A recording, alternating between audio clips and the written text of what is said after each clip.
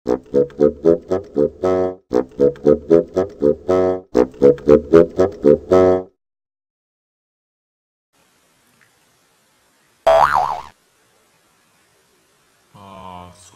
ดีครับ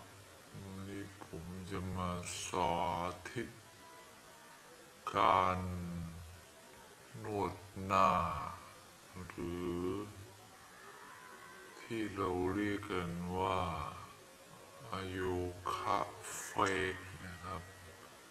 เป็นการ Dacă sunteți interesat in menținerea sănătății și vreau să știu cum să masaj în mod corespunzător, puteți urmări despre arta de masaj și spa de pe acest canal. Vezi acest yoga fata, sau ceea ce eu numesc în mod special Thai facial yoga sau yoga face. În primul rând, l-ai lăsat respirația complet. Țineți-vă respirația, împreună cu spasticitate gaurata de anus. Apoi, încercați să din ochi. Ridicați brancenele sus și țineți apăsat spasticitate pentru atâta timp cât sunteți în stare.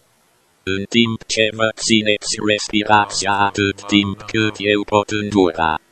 Până când nu se poate tolera, relaxează muschii. Și începe să inhaleze lent până umple plămânii. Aceasta este prima dată. A început să facă acest lucru de 2 ori mai mult. De 3 ori egal 1 set, dacă urmați acest exercițiu în timpul dimineții rotund, după amiaza rotund, seara rotund și rotund înainte de culcare.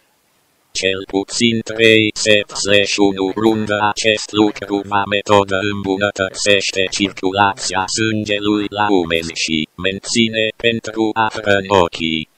Dar pot exista unele secrete ascunse sau sfaturi în acest conținut. Uită-te mai atent. การลมหายใจไว้แล้วทำแบบนี้จนกว่าจะการลมหายใจไม่ไหว1 เซตนี่ก็ทำ1 เซตครับแล้วก็ทำต่อ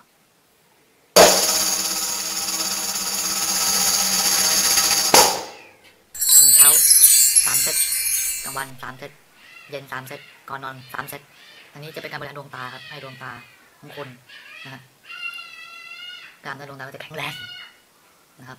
นี่เป็นโยคะเฟกแบบง่ายๆครับลองทำกันดูนะครับแล้วมาพบกันตอนต่อไปครับ